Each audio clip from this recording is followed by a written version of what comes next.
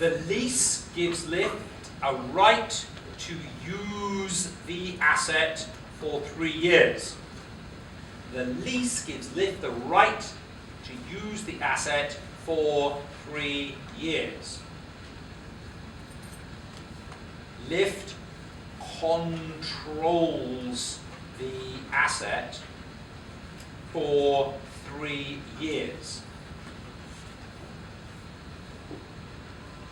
And there's a reliable measurement. All the conditions are met. I think it's kind of hilarious. First they make a standard and then the thing is, no, we got it all wrong, and then we revert back to the whole framework. For 7 years we couldn't do this. Yeah, I mean, I think what we've, well, let me give you a little bit of history. Some of the international accounting standards were written before we had the framework. All right? So actually the framework came along afterwards, yeah. So, you know, ISA 17 is a very old standard. And I think what we've got to understand is that life is dynamic, business is dynamic. So you have a regulation, but that doesn't stop your parliament then reviewing the laws and constantly trying to improve. So, yeah, I mean... It makes it easier now. It's all same now. Yeah, I think it makes it better. I think the proposals, I think we always have to argue in an exam context that change is good, proposals are moving in the right direction, that we're tightening up the standards, we're making them better, cleaner, more consistent. I think we have to really argue that proposals are and progress is welcome. Yeah, I think, you know, the vast majority of standards are okay, but what happens at P2 is we need to develop a critical antennae that some standards are not perfect. Yeah, and I think at F7 you just repeat what's in the standard.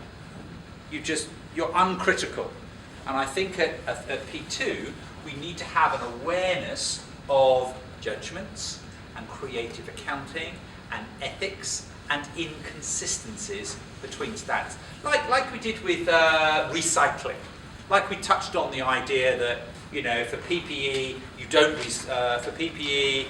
recycle the previous recognised gain, but with foreign currency and overseas sub you do recycle, and that was an area that we picked up on before.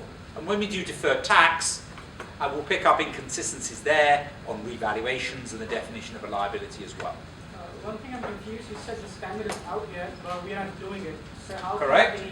So I want you to be aware, because you might go to training courses at work, in your reading around the subject, you might come across references to IFRS 16, and there is been published that new standard, ISA 17 has been withdrawn. But I repeat, for the December exam, for the March exam, and for the June exam coming up, the next 3 exams coming up, it's ISA 17, because the ACCA update their syllabus once a year, and it just missed the cut-off date.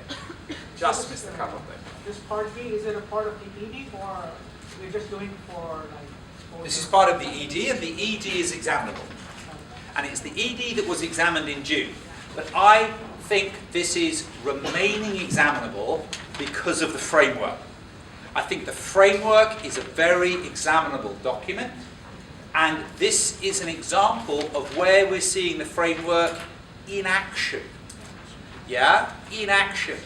Slaying off-balance sheet finance, promoting assets, promoting liabilities, bringing consistency, bringing comparability, bringing completeness.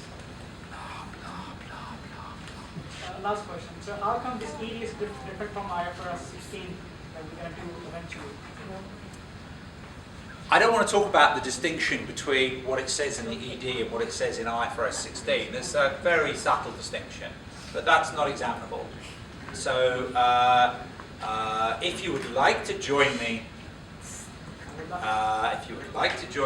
in a course for the December 17 exam, or the September 17 exam, I will happily explain how exactly what IFRS 16 says, but actually in that exam I won't link back to how it was different from the ED, because by then the ED won't be examinable. So I'm trying to be exam focused, because I know the reason that you're here is to pass the exam.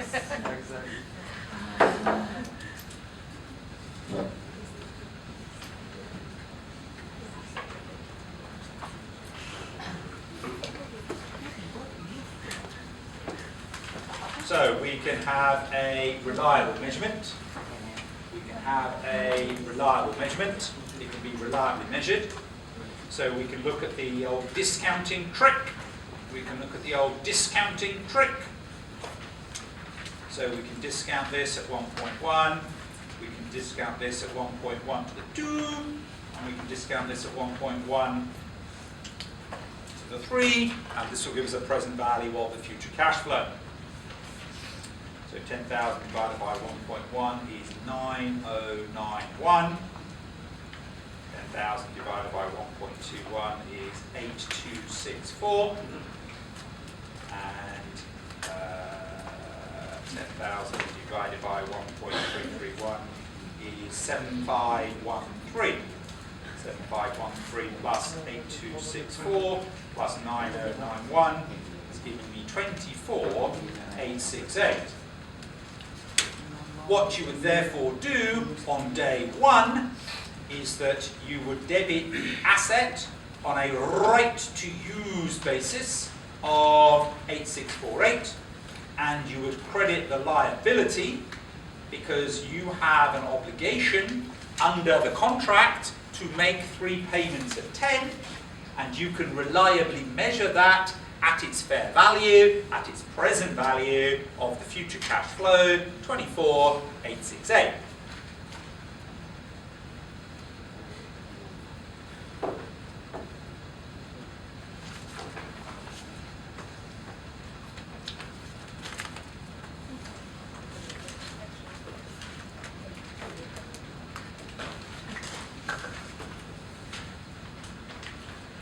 Let's have a look at the P&L in year 1. Let's have a look at the statement of financial position.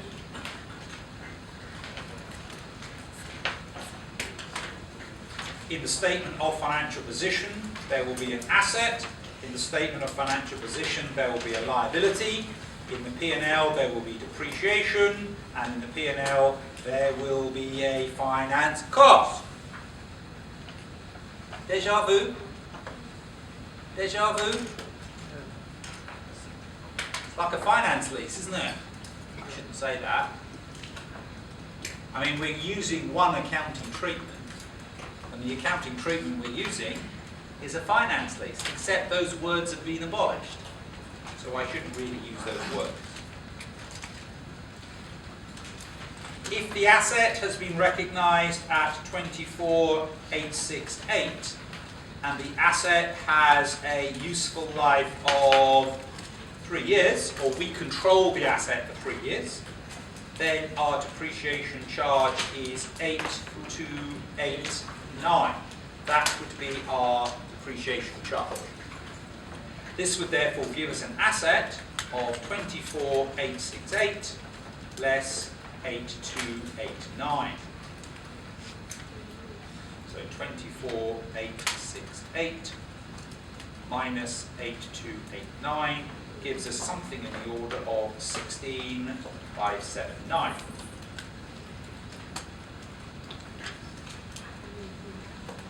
If we discounted the liability by 10%, then our finance cost will be 10% of 24868, which will be 2487.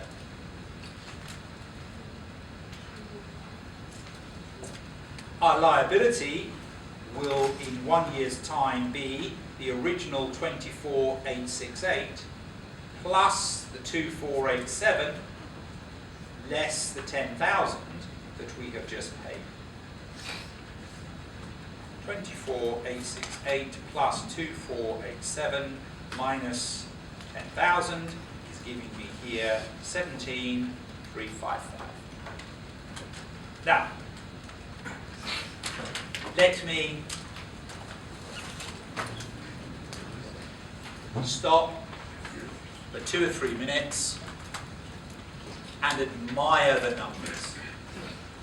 We've been a little bit head down in calculating the numbers quite quickly, but I would now just like to observe.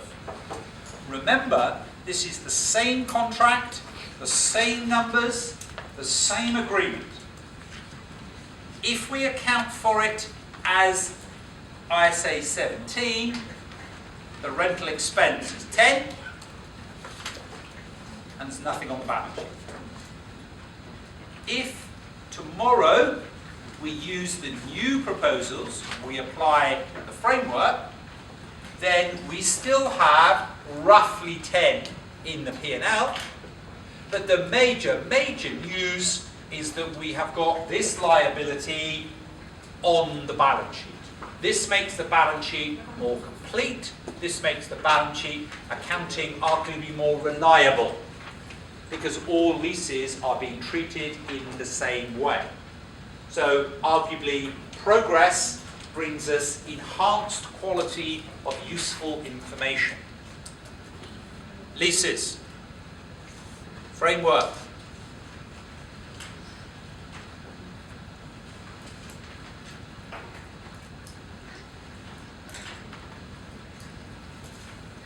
Why are these two not balancing asset and liability? Because we haven't done it over 3 years. They will eventually become 30,000. The depreciation that we've charged is 8, so you've knocked 8 off. But the liability is not the same because you haven't knocked 8 off, you added to 4, 8, 7, take away 10. So you know all the double entries, don't you? Yeah, debit P&L, credit asset. Yeah, debit P&L, credit liability. So you can see the asset coming down, you can see the liability going up, and you've got the cash payment as well. So I haven't got the bank account in here.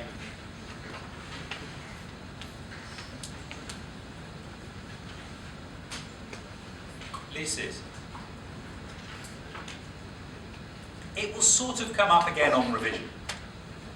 Yeah, it will sort of come up again on revision, but in the context, I feel, of framework, because I think I keep on saying the framework is something that we keep on talking about and keep on coming back to. Right. What is the time? I need to watch the time tonight. So is there any guarantee and unguarantee of residual value for guarantee and unguarantee for residual value? 20.